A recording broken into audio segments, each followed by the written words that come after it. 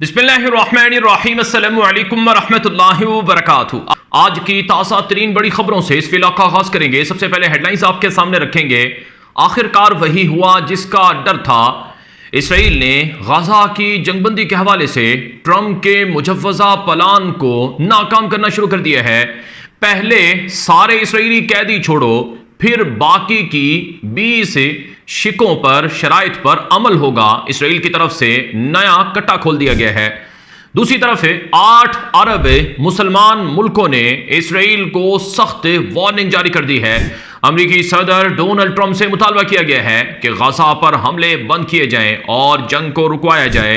तुर्की, Saudi अरब, Qatar, मिस्र, पाकिस्तान, उर्दन वगैरह ने अपनी फौजें तक तैयार कर ली हैं। नाज़रीन इकराम, अमेरिकी सदर डोनाल्ड ट्रंप नोबेल इनाम जीतना चाहता है, जिसकी राह में इसराइल और हमास रुकावट बने हुए हैं। क्या अमेरिका इसराइल के हवाले से, गाजा के हवाले से अपनी पॉलिसियां तब्दील करने जा रहा है? और इस वक्त मिस्र में पसे पर्दा बिहाइंड द सीन क्या मुज़ाकरात चल रहे हैं, ये सब चीज़ें आपको इस वीडियो में बताएंगे। इनकी तफसीलात मैं आपको बताऊंगा। इससे पहले कि मैं खबरों का आगाज़ करूं, आपसे गुजारिश है, अगर आप इस चैनल पर नए हैं तो लास्ट में सब्सक्राइब करें।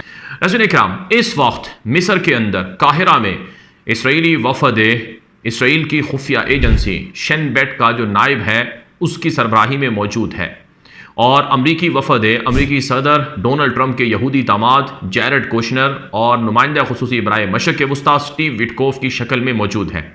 हमास का वफद हमास के सियासी दफ्तर के सरबराह खलील अल हय्या की सरबराही में मौजूद है। मेरे पास जो इसराइली मीडिया से, अरब मीडिया से मिलने वाली इत्तलात है, उनके मुताबिक एक कमरे में इसराइली वफद है और अमरीकी हुक्काम है, और दूसरे कमरे में हमास का वफद है, और ये दोनों कमरे जुड़े हुए हैं। और बड़ी हैरत की बात है कि 1 माह पहले जब इसराइल ने कतर पर हमला किया था, उसमें हमास के सरबराह खलील अल हय्या को निशाना बनाने की कोशिश की गई थी, जिसमें नाकामी हुई थी। और जिस शख्स ने खलील अल हय्या को टारगेट करने की कोशिश की थी, वही शख्स आज मिस्र में उसी खलील अल हय्या से मुज़ाकरात कर रहा है। तो अगले 24 घंटे बड़े अहम हैं, लेकिन इसराइली मीडिया पर जो चीज़ें नशर हो रही हैं वो बड़ी खौफनाक हैं। मसलन ये खबर देखें जिसे इसराइल हायोम के अंदर नशर किया गया है। नेतन्याहू कहते हैं कि we will not make progress on the Trump plan until all hostages are released, the PA will not control Gaza, कि जब तक सारे इसराइली कैदी रिहा ना कर दिए जाएं तब तक इसराइल ट्रंप प्लान पर अमल नहीं करेगा। ट्रंप प्लान में 21 नुकात हैं। पहली शर्त है, यानी जो पहला नुक्ता है, पहली जो शिक है, वो है इसराइल के कैदियों को रिहा करने की। तो इसराइल का वज़ीर आज़म कहता है कि जब तक पहली शिक पर 100% अमल नहीं होगा, यानी सारे इसराइली कैदी गजा से रिहा नहीं कर दिए जाएंगे, तब तक हम बाकी की 20 शिकों पर अमल नहीं करेंगे।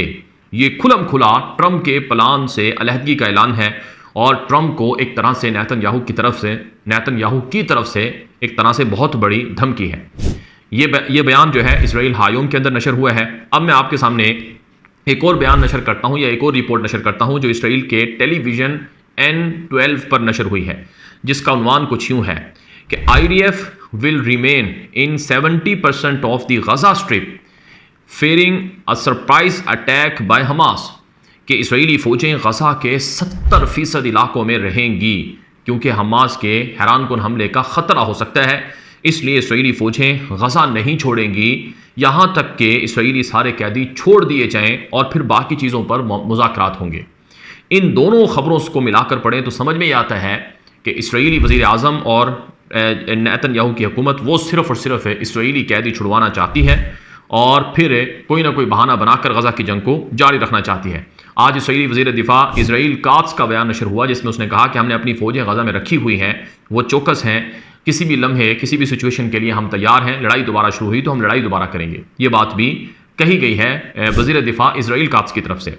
अब ज़रा आप एक और ये रिपोर्ट देखें जो कि बड़ी लेंथी और तफसीली रिपोर्ट है, जिसे इसराइली टेलीविजन N12 ने नशर किया है, जिसका उन्वान कुछ यूँ है कि हमास कतरी trap, how they arrested the IDF with 1 document, कि दरअसल हमास जो है ये कतर की मदद से इसराइली फ़ौज और इसराइल की कामयाबियों को हाईजैक करना चाहती है ट्रंप के मुजव्वजा प्लान की आड़ में।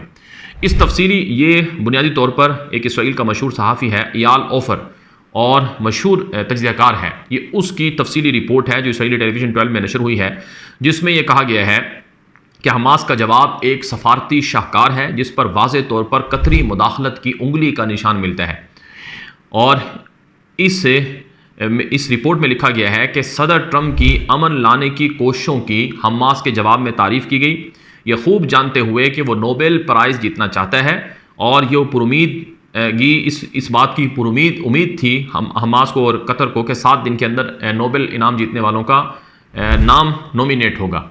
यानी ये जो हमास ने अमेरिकी सदर ट्रंप की ऑफ़र पर हाँ कही है, ये दरअसल कतर की पसे पर्दा डिप्लोमेसी के ज़रिए से होगा। 2 मुल्कों का नाम आ रहा, बल्कि 3 मुल्कों का नाम आ रहा है, एक कतर, दूसरा तुर्की, तीसरा मिस्र। ये 3 मुल्क हैं। कहा जाता है कि इन्होंने हमास का जो जवाब था वो ट्रंप तक पहुंचाया, जिसको ट्रंप ने अपने एक्स अकाउंट पर पोस्ट भी किया।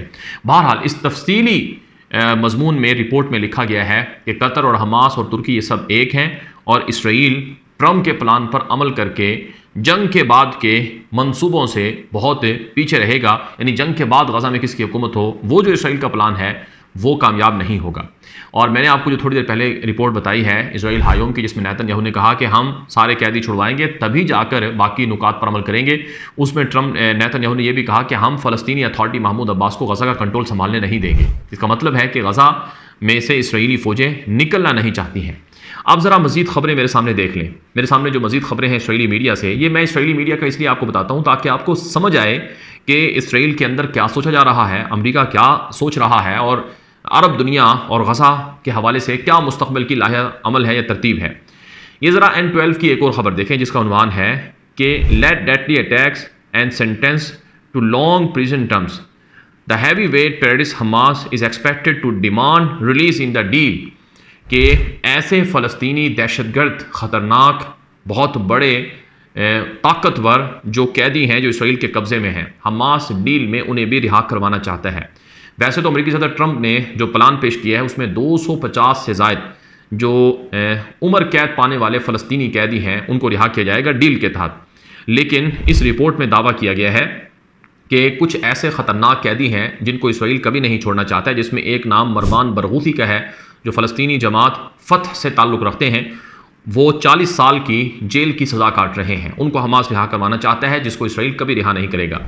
इसी तरह से एक और नाम है इब्राहिम हमीद का, जिनके बारे में लिखा कि वो 60 साल उनकी उम्र है और उन पर इल्ज़ाम है कि उसने सैकड़ों इसराइलियों को मारने का सबब बना और उसको भी इसराइल के अंदर उम्र कैद की सज़ा दी गई है, उसको भी हमास रिहा करवाना चाहता है।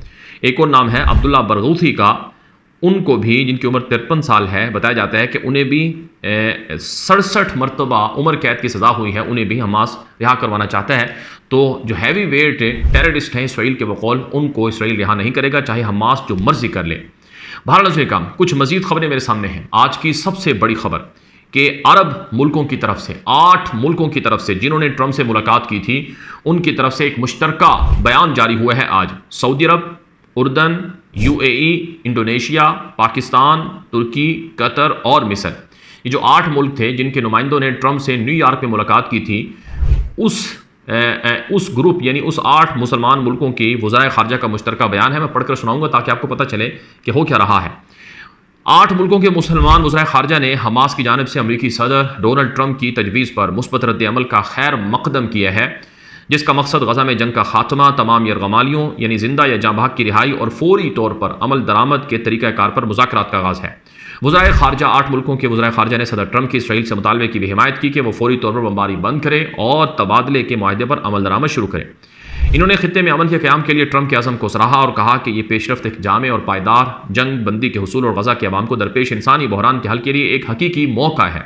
8 मुल्कों के वज़ाए ख़ारजा ने हमास के ऐलान का भी खैर मक़दम किया कि वो गजा की इंतज़ामिया एक अबूरी फ़लस्तीनी इंतज़ामी कमेटी के हवाले करने के लिए तैयार है जो आज़ाद माहिरीन टेक्नोक्रेट्स पर मुश्तमिल होगी। 8 मुल्कों के वज़ाए ख़ारजा ने इस बात पर जोर दिया है कि फौरी मुज़ाकरात का आगाज़ किया जाए ताकि इस मनसूबे पर अमल दरामद के तरीक़ाकार और तमाम पहलुओं पर इत्तिफ़ाक़ राय हो सके। वज़ाए ख़ारजा ने अपनी मुश्तरका वाबस्तगी को दोहराते हुए कहा कि वो इस मनसूबे पर अमल दरामद के लिए मुकम्मल ताउन जारी रखेंगे, जंग के फौरी खात्मे और एक जामे मुआहदे के हुसूल के लिए काम करेंगे जिसमें ये नुकात शामिल होंगे। गजा तक बिला रुकावट इंसानी इमदाद की तरसील होनी चाहिए। फ़लस्तीनियों की जबरी बेदखली मुकम्मल तौर पर नहीं होनी चाहिए, बिस पर पाबंदी है। शहरियों की सलामती को खतरे में डालने वाले इक़दाम ना किए जाएँ। यरगमालियों की रिहाई, फ़लस्तीनी अथॉरिटी की गज़ा में वापसी, गज़ा और मगरबी किनारे का इत्तिहाद, ऐसा सिक्योरिटी मैकेनिज्म जो तमाम फरीकों की सलामती की ज़मानत दे। इसराइली फ़ौज का मुकम्मल इनखला, गज़ा की तामीर नौ और एक मुनसिफाना और पायदार अमन के लिए राह हमवार की जाए जो दो रियासती हल पर मुश्तमिल हो।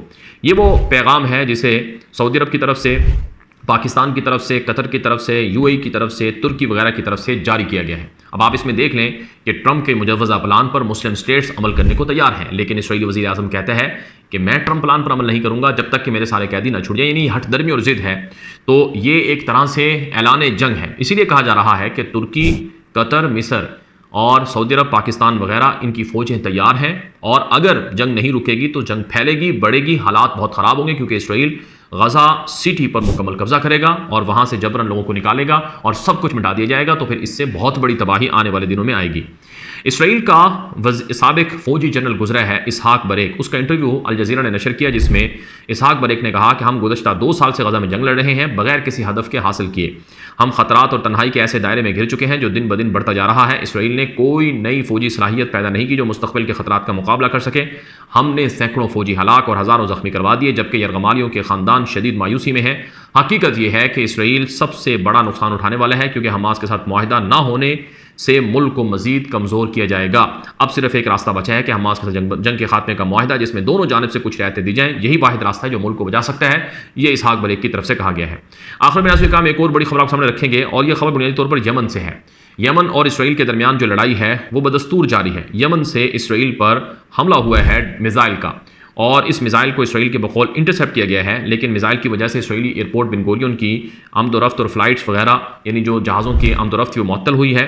और लोग सायरन की वजह से रात के अंधेरे में घरों से निकलकर वो पनागाहों की तरफ भागे हैं, जबकि इसराइल यमन के खिलाफ कार्रवाइयाँ जारी रखने का भी ऐलान कर रहा है, और यमनी हूसियों के बाहर अहमर में रेड सी में जो हमले हैं वो भी नहीं रुके हैं। जब तक की ताज़ा अपडेट है जो अब तक पहुँचाई गई है, मज़ीद तफ़सीलात आएंगी। आप हमारे यूट्यूब चैनल ताज़ा हालात को सब्सक्राइब करने आगे नशर के लिए इजाज़त दीजिए। अस्सलाम वालेकुम रहमतुल्लाहि व बरकातहू।